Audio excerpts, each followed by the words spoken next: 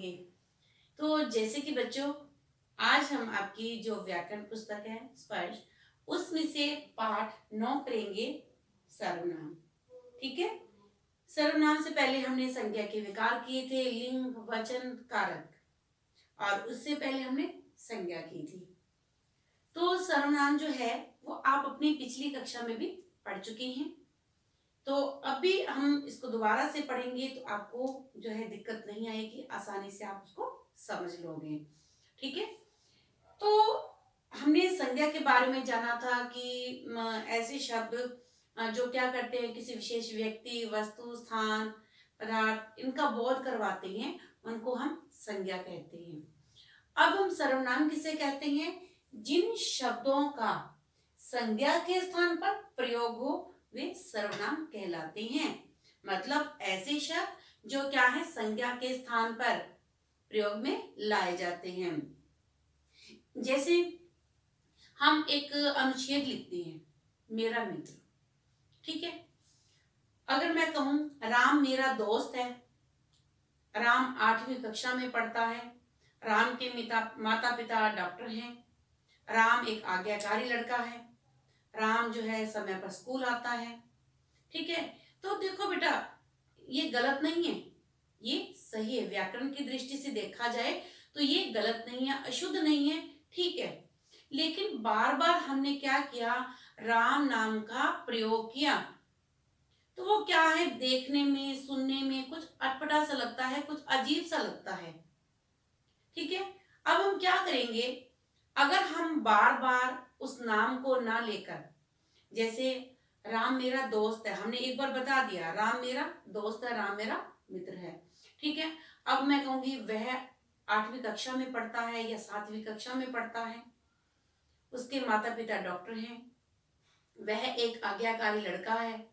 तो ये क्या है, ये सेंटेंस जो है, ये वाक्य जो है वो देखने में भी अच्छे लग रहे हैं, सुंदर लग रहे हैं, और बोलने में भी अच्छे लग रहे हैं। तो यही है कि हम जो शब्दों को संज्ञा के स्थान पर प्रयोग में लाते हैं, उससे क्या हो जाता है, वाक्य सुंदर बन जाता है। अब हमने लिया आम जो है वो फलों का राजा है। आम बहुत मीठा होता है। आम की जो है बहुत सी किस्में पाई जाती हैं। ठीक है। अब अगर मैं बार बार आम कहूंगी तो क्या है, सुनने वाले को भी अजीब सा लगेगा, थोड़ा अटपटा सा लगेगा। अगर मैं ये कह दूं आम जो है वो फलों का राजा है, ठीक है, और क्या है कि ये जो है मीठा होता है, खाने में क्या है, मीठा लगता है, तो क्या है, बस हमने क्या किया, हमने संज्ञा के स्थान पर शब्दों को रख दिया, तो वो शब्द क्या कहलाए, सर्वनाम कहलाए। यानी कि सर्वनाम शब्द लगाने से, यानी कि संज्ञा के स्थान पर अगर हम सर्वनाम का प्रयोग करते हैं तो जो वाक्य होते हैं वो बोलने में भी और देखने में भी बहुत अच्छे लगते हैं और सहज महसूस होते हैं, मतलब आसान लगते हैं। तो चलिए बच्चों, अब हम जानते हैं सर्वनाम के भेद, कि सर्वनाम के कितने भेद होते हैं। सर्वनाम के 6 भेद होते हैं। सबसे पहले पुरुषवाचक सर्वनाम, दूसरा निश्चयवाचक सर्वनाम, फिर है अनिश्चयवाचक सर्वनाम, संबंधवाचक सर्वनाम, प्रश्नवाचक सर्वनाम और निजवाचक सर्वनाम।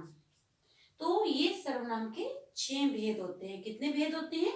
6 भेद होते हैं। मैं दोबारा से रिपीट कर देती हूँ। पुरुषवाचक सर्वनाम, निश्चयवाचक, अनिश्चयवाचक, संबंधवाचक, प्रश्नवाचक और निजवाचक। तो चलिए बच्चों, अब हम करते हैं पुरुषवाचक सर्वनाम। सबसे पहले हम पुरुषवाचक सर्वनाम लेते हैं। पुरुषवाचक सर्वनाम के क्या है, जिन शब्दों से क्या है, जो सर्वनाम शब्द वक्ता, वक्ता कौन होता है, बोलने वाला, और श्रोता, श्रोता कौन होता है, सुनने वाला, या जिसके विषय में बात कही जाती है उसको क्या कहते हैं, पुरुषवाचक सर्वनाम कहते हैं। मतलब पुरुषवाचक में कौन होता है, एक तो वक्ता मतलब बोलने वाला, श्रोता सुनने वाला, और तीसरा जिसके बारे में हम बात कर रहे होते हैं। अब जैसे कि ये लगा लीजिए कि वक्ता मतलब मैं बोल रही हूँ, श्रोता आप लोग सुन रहे हो, और तीसरा जो है वो जिसके बारे में हम बात कर रहे हैं। अब बात हम किसके बारे में कर रहे हैं, जैसे हम सर्वनाम के बारे में बात करें, व्याकरण में के बारे में बात कर रहे हैं। ठीक है, तो इसके पुरुषवाचक सर्वनाम के 3 भेद होते हैं।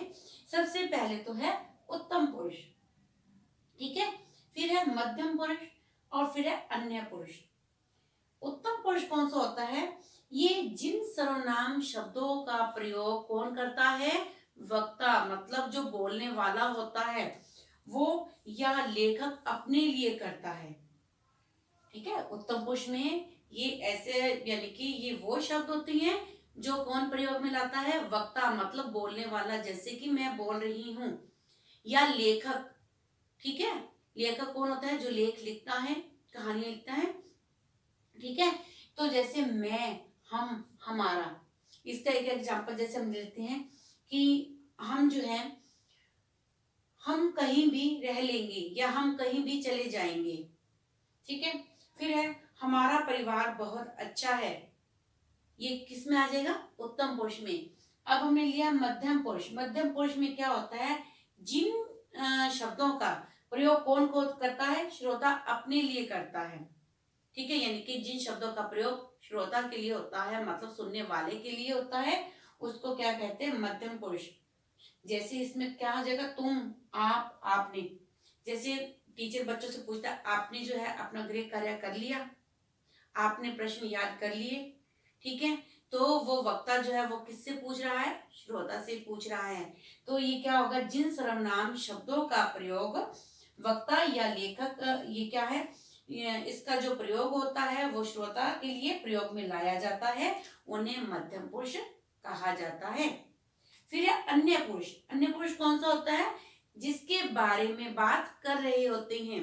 जैसे वे आ रहे हैं, वह जा रहा है। अब मैंने आपको बोला कि वह जा रहा है, तो मैं क्या होगी, उत्तम पुरुष, क्योंकि मैंने बोला कि मैंने आपसे बोला। ठीक है, श्रोता बोल रहा है, ठीक है, वक्ता बोल रहा है, ठीक है, मैं, ठीक है, मैं वक्ता हो गई। ठीक है, और आप सुन रहे हो, आप क्या है, श्रोता हो गए। और जो जो तीसरा है जिसके बारे में हम बात कर रहे हैं, ठीक है, तो मैं उत्तम पुरुष, आप मध्यम पुरुष, और जो तीसरा है जिसके बारे में बात चल रही है वो अन्य पुरुष हो गया। ठीक है बच्चों, हम क्या करते हैं, अब हम निश्चयवाचक की ओर चलते हैं। ठीक है, निश्चयवाचक, इसमें क्या होता है बेटा, कि जिसमें हमें पूरा यकीन होता है, जिसमें हमें निश्चित तौर पर हमें पता होता है कि ये चीज मेरी है या ये चीज उसकी है। मतलब मैं कहूँ कि यह पुस्तक मेरी है। अब मुझे क्या है, मुझे पक्का पता है कि ये पुस्तक जो है वो मेरी है। मैं कहती हूँ कि वह राम का घर है, तो मैं 100% श्योर हूँ कि वह राम का ही घर है। इनकी इसमें निश्चय किया होता है, निश्चित किया होता है, फिक्स होता है, या हमें पहले उस बात का पता होता है पूरी तरह से। वो क्या है, निश्चयवाचक सर्वनाम। अब जैसे वह मेरी पुस्तक है, अब मुझे पता है कि ये पुस्तक मेरी ही है, इस पे कोई और अपना हक नहीं जमा सकता, क्योंकि वह पुस्तक जो है वो मेरी है। फिर हमने कहा यह प्रदीप का घर है, मुझे 100% श्योर हूँ कि ये जो घर है वो किसका है, प्रदीप का घर है। ठीक है, तो ये क्या है, निश्चयवाचक, मतलब निश्चय है, निश्चित है इसमें कि ये जो घर है वो प्रदीप का है और ये पुस्तक जो है वो मेरी है। अब हम करेंगे अनिश्चयवाचक। अनिश्चयवाचक, देखो बेटा, पहले हमने निश्चयवाचक किया जिसमें हमने पूरी तरह से हमें पता होता है कि ये चीज उसकी है या ये चीज मेरी है। ठीक है, अब हम करेंगे अनिश्चयवाचक। अनिश्चयवाचक क्या होता है, जिसमें हमें पूरी तरह से पता नहीं होता कि ये चीज किसकी है, जिसमें हमें कंफर्म नहीं होता कि ये वस्तु जो है वो किसकी है। हम कहते हैं ना, शायद ये राम की होगी या ये मोहन की होगी, तो इसमें हमें पूरी तरह से नहीं पता कि वो पुस्तक जो है वो किसकी है। अब मैंने यहाँ पे बताया वह मेरी पुस्तक है, अब मैं इसमें ये कह सकती हूँ अनिश्चयवाचक में कि मुझे लग रहा है ये शायद मेरी है। ठीक है, यानी कि जिसमें मुझे पूरी तरह से खुद भी पता नहीं है कि वो पुस्तक मेरी है या नहीं है। तो जिसमें हमें कोई निश्चित प्रमाण नहीं मिलता वो अनिश्चयवाचक सर्वनाम कहलाते हैं। ठीक है, जैसे मैं कह दूं, माँ बाहर लगता है कोई खड़ा है, अब मुझे नहीं पता कि कौन खड़ा है, कोई खड़ा है लेकिन मुझे पता नहीं है कि कौन खड़ा है। या यूं कह दे कि पानी में कुछ गिर गया है या दूध में कुछ गिर गया है। अब मुझे नहीं पता कि दूध में क्या गिरा है। ठीक है, दूध में कुछ गिर गया है। अब कुछ तो कुछ भी हो सकता है, तो अब मैं पूरी तरह से श्योर तो नहीं हूँ। हाँ, अगर उसमें दूध में मक्खी गिर गई होती तो मैं पूरी तरह से निश्चित थी, तो वो किस में आ जाता, निश्चयवाचक में, कि दूध में मक्खी गिर गई है या दूध में मच्छर गिर गया है। लेकिन दूध में कुछ गिर गया है तो मैं 100% जो है वो श्योर नहीं हूँ कि उसमें क्या गिरा है। ठीक है, तो जिसमें हमें पूरी तरह से पता नहीं होता, ठीक है, वो वहां पर अनिश्चयवाचक, और जिसमें हमें पूरी तरह से पता होता है वो निश्चयवाचक सर्वनाम कहलाती हैं। अब हम करते हैं संबंधवाचक। जैसे कि नाम से ही प्रतीत हो रहे संबंध, मतलब उनका रिलेट करना, उनको आपस में उनका संबंध बताना।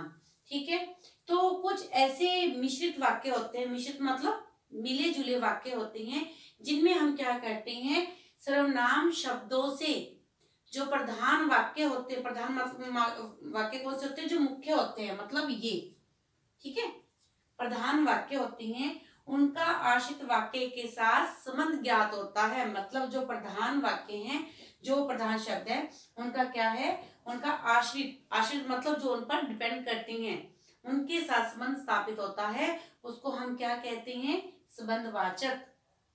जैसे जैसा बोओगे वैसा काटोगे, मतलब जैसा आप लोग बोओगे, जैसा आप उसको उगाओगे, वैसे तो आप लोग काटोगे ना। हम कहते हैं ना कि जैसा, ये तो हमने कहावतें भी सुनी होंगी, जैसा बोओगे वैसा काटोगे। मतलब अगर आप कोई वृक्ष लगाओगे, फलदार वृक्ष लगाओगे, तो वो आपको क्या है, फल भी देगा और छाया भी देगा। और अगर आपने कांटे उगाए हैं तो क्या है, वो आपको कांटे ही तो देंगे, वापिस क्या है, कांटे ही देंगे। तो यानी कि जैसा बोओगे वैसा काटोगे, या जैसी करनी वैसी भरनी, यानी कि जैसा आप लोग काम करोगे वैसे ही उसका फल आपको मिलेगा। तो ये क्या है, प्रधान वाक्य में, प्रधान वाक्य में मिश्रित, ये शब्द सारे मिश्रित हैं, मिले जुले हैं। ठीक है, इन शब्दों से क्या है, प्रधान वाक्य जो हैं उनका आश्रित वाक्य, मतलब ये वाक्य जो है वो किस पे, इस पे आश्रित है, इस पे डिपेंड कर रहा है। ठीक है, तो क्या है, इसका संबंध ज्ञात होता है, उन्हें संबंधवाचक कहते हैं। अब हम क्या करते हैं, फिफ्थ पॉइंट की ओर चलते हैं, जो है प्रश्नवाचक सर्वनाम। जैसा कि नाम से ही प्रतीत हो रहा है, प्रश्नवाचक मतलब इसमें किसी से प्रश्न पूछे जाते हैं। ठीक है, तो क्या होगा कि इस वाक्य में कौन, क्या, ये जो शब्द है, इनसे प्रश्नों का बोध हो रहा है। मैं कहती हूँ ना, अच्छा कैसे हुआ, कैसे हुआ, मतलब मैंने प्रश्न किया आपसे, कैसे हुआ, क्या हुआ, कब हुआ। ठीक है, तो ये क्या है, ये प्रश्न है। मतलब हम किसी से जब प्रश्न पूछते हैं तब क्या है, प्रश्नवाचक सर्वनाम का प्रयोग किया जाता है। जैसे मैंने पूछा कौन आया था, जब प्रश्न करने पर उत्तर मिले, ठीक है, कौन आया था। या फिर डिब्बे में क्या रखा है, ठीक है, जिसमें हम किसी से प्रश्न करते हैं वो प्रश्नवाचक सर्वनाम कहलाते हैं। इसमें क्या होता है, क्या, किसने, कब। ठीक है, तो ये शब्द क्या होते हैं सारे, क्या, किसने, कब, ये जो होते हैं, ये शब्द होते हैं वो प्रश्नवाचक सर्वनाम कहलाते हैं। फिर है 6 पॉइंट, निजवाचक। निज मतलब पर्सनल। ठीक है, निज क्या होते हैं, पर्सनल, जिसको हम बोलते हैं।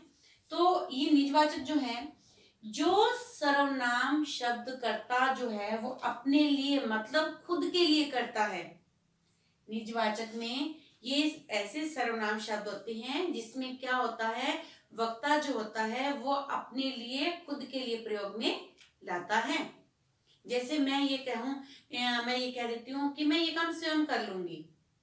अब इसमें क्या आ जाएगा, स्वयं। ठीक है, मैं अपने आप कर लूंगी, अपने आप। ठीक है, या मैं आप चला जाऊंगा, आप अपना काम कीजिए। ठीक है, आप अपना काम स्वयं कीजिए। तो ये क्या होते हैं, निजवाचक होते हैं, मतलब निज, जो हमारे साथ जुड़े होते हैं, और जो सर्वनाम शब्द जो सर्वनाम शब्द होते हैं वो कर्ता अपने लिए प्रयोग में लाता है। तो आप जो होता है वो सर्वनाम के जो प्रयोग होते हैं उसके विभिन्न रूपों में भी आता है। जैसे मैं अपना बोझ आप उठाता हूँ, मतलब मैं अपना बोझ खुद उठा सकता हूँ, मैं अपना काम जो है वो स्वयं कर सकता हूँ। आपको फिर से बता देती हूँ, सर्वनाम किसे कहते हैं? जो शब्द संज्ञा के स्थान पर प्रयोग में लाए जाते हैं वे सर्वनाम कहलाते हैं। जैसे मैं, तुम, वह, आप आदि। ठीक है। सर्वनाम के कितने भेद होते हैं? सर्वनाम के 6 भेद होते हैं। सबसे पहले क्या था? पुरुषवाचक सर्वनाम। पुरुषवाचक सर्वनाम के भी 3 भेद होते हैं। सबसे पहले उत्तम पुरुष। उत्तम पुरुष कौन होता है? जो वक्ता अपने लिए प्रयोग में लाता है, जो वक्ता मतलब बोलने वाला। और मध्यम पुरुष। मध्यम पुरुष कौन होता है? श्रोता, सुनने वाला।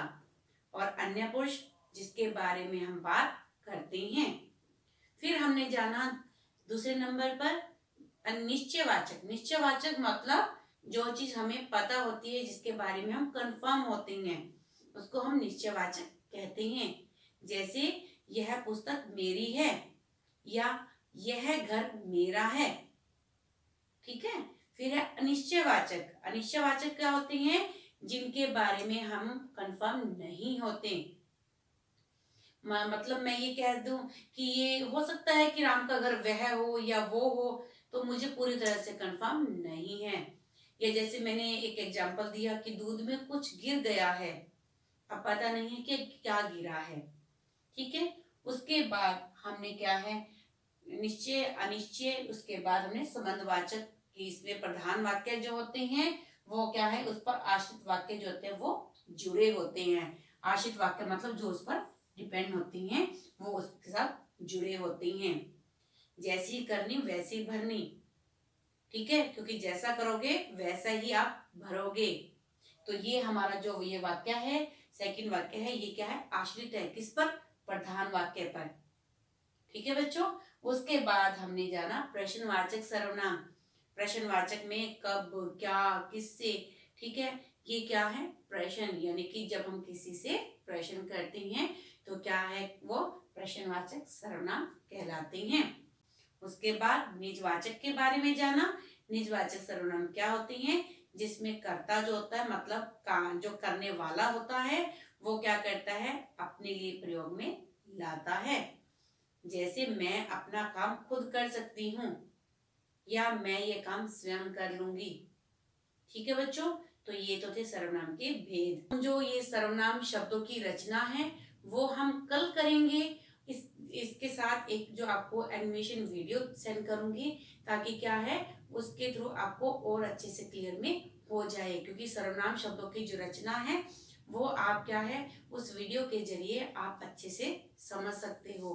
तो ये जो है हम सर्वनाम शब्दों की रचना और उसका जो बुकवर्क है वो हम कल करेंगे। धन्यवाद।